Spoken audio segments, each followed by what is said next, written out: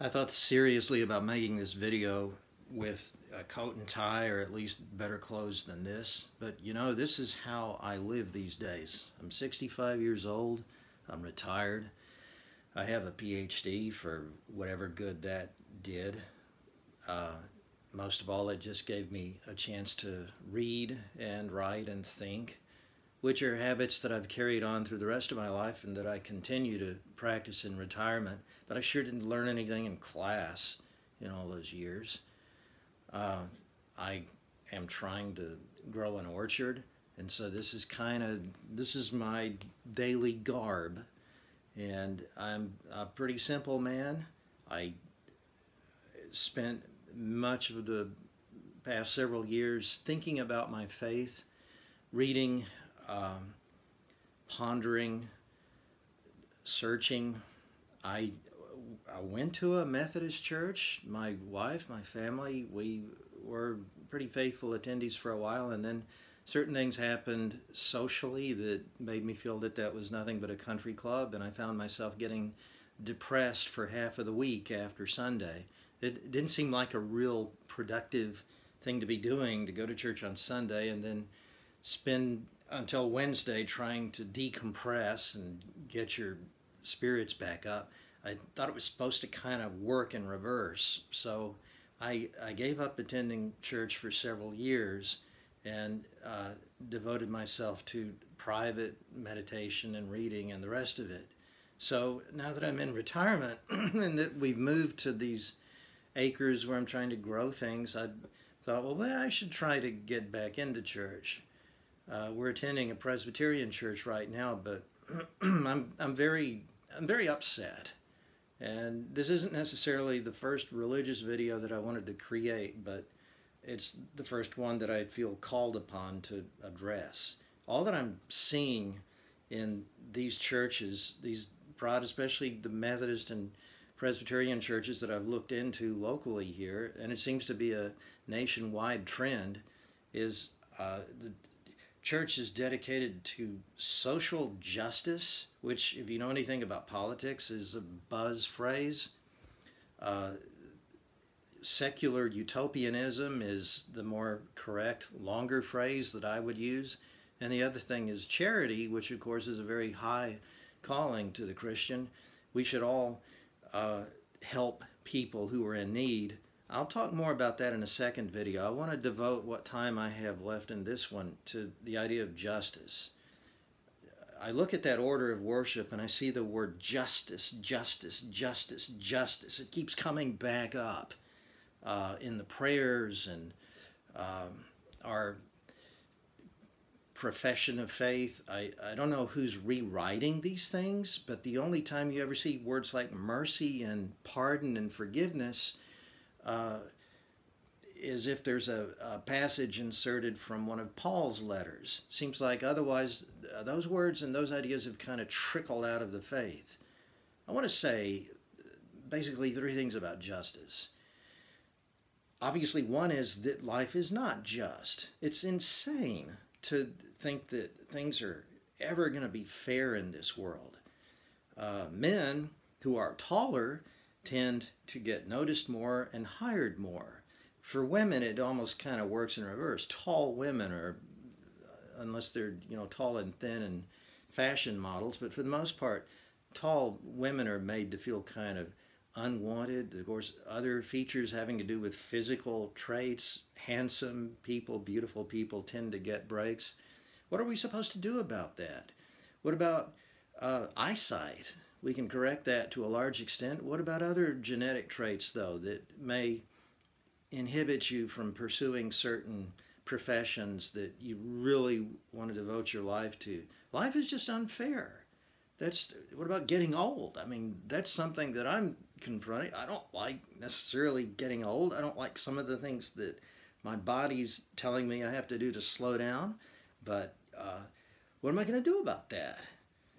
Even if you could genetically engineer or genetically correct, maybe you could use nanobots, as some people are suggesting, and get 1,000 years of good living out of this body. You still, after 1,000 years, it's going to end, and that length of time healthy and active on earth, if you use your imagination, you're going to figure out, well, that creates other problems too that we have to deal with. There is no possibility of eliminating injustice from this world. It's childish, it's stupid to suggest that we need to put on our J cape and go crusade for justice every day. And if we go to bed at the end of the day and we haven't carried a placard or done something to right wrongs in the world, then we're not being good Christians. There are people on, I know of a guy who I would say couldn't possibly have committed the double murder that he's been convicted of. He's going to spend the rest of his life in jail because having a bunch of idiots on the jury is not considered grounds for a retrial, and that was essentially his problem. What do you do with people who have suffered that kind of injustice? What as a Christian, what do you offer them? You say, "Damn, fella, you really got a raw deal. I'm going to keep working. I'm going to raise money to get you a better lawyer." No, best lawyer in the world probably isn't going to get that guy a favorable judge. It's people who suffer and suffer greatly and suffer injustice. Christianity, faith is supposed to offer them something, a way out of that, a higher way. Solzhenitsyn spent, 20 years of his life in a Siberian gulag there he is in his uniform as a young man, writing a letter complaining about Stalin's methods. And here he is later as a prisoner. He doesn't look very happy, does he? You probably, if you've seen pictures of him, he's got the big long beard, and that's after he gets out of jail, and he's exiled from the Soviet Union, and he comes to this country.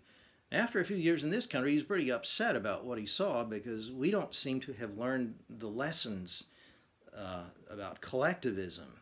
This is actually very relevant to what the church seems to be trying to accomplish today.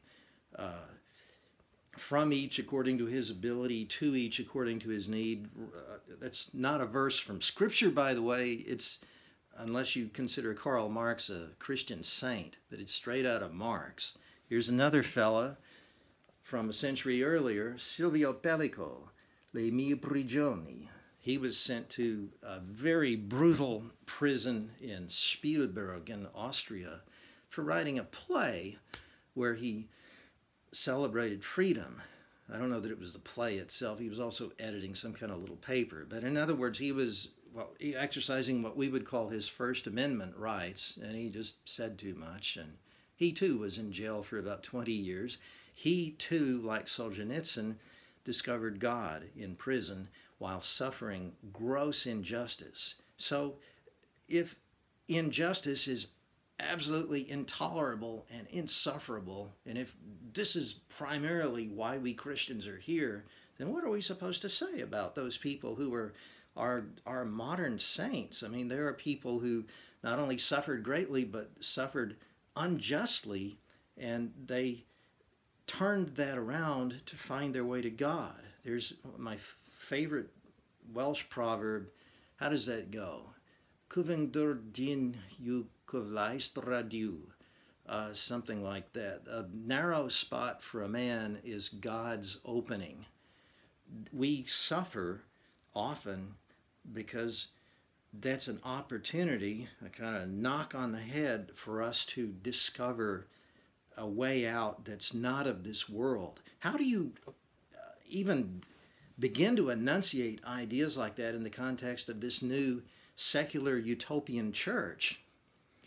There was a third point I wanted to make about injustice, which is that we are just, I've said, life is inevitably unjust given its physical conditions.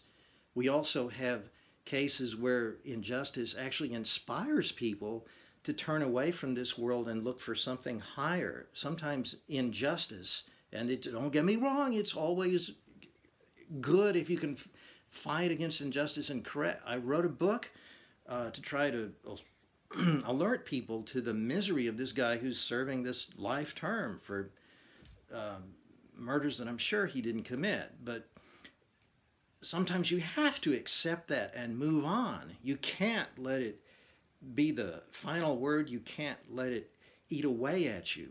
Hope does not depend on correcting injustice if you have faith. Where is that being said in the church? Let me take the case of this guy who's rotting away in jail, probably for something that he didn't do, but how can I be absolutely 100% sure that he's not guilty? Let's say that I'm a hotshot attorney and I work my tail off and the guy gets out of jail somehow miraculously, and then a year later I find out that he's played me. And actually he's a desperate criminal who's just really good. He's a sociopath and he's really good at manipulating people, and he manipulated me. It's my fault that he's out, and possibly that he's going to have more victims, that he brutalizes in the way that he did the people that he got sent up for. That's on me. I helped that happen. And you know why? I'm not an innocent victim in getting him out. Part of what fueled my righteous crusade to correct this injustice was ego. It was my ego as an attorney, but also as a crusading Christian, to be sure that I was 100% right, and I was just going to bulldoze all the obstacles out of my way and see that this injustice was corrected. That's a big ego booster for someone who does that kind of thing for a living, and for someone who views that kind of accomplishment as a big statement of faith. But it also makes the world a more dangerous place. I'm not saying that this hypothetical attorney is an evil person, or even that he did an evil deed, but he did a bad deed because he facilitated an evil person's readmission to society so that that person could do more evil. It's the virtue of humility is another thing that is no longer discussed in these Protestant denominations. Not that I can hear. I haven't heard it. I've been listening. I've been reading the order of worship. I ain't seeing it. What happened to humility? How do you know, as you crusade for justice, that you have enough humility in your heart, and you're not just doing this as virtue signaling to show what a warrior for fairness and for God's truth you are? How do you know how much of that is just ego? I see just a dangerous indulgence of egotism behind all this. I'd like to see a little bit of humility. Justice, good. Yes, we all want to see more justice. Ultimately, though, God will dispense utter, complete justice, but he'll also do so with mercy. He's going to handle this a lot better than we can. I think we need to give more thought to our surrounding human obligations in all of this stuff. And I'd like to come back later and talk about giving, about charity. That's a subject for another day.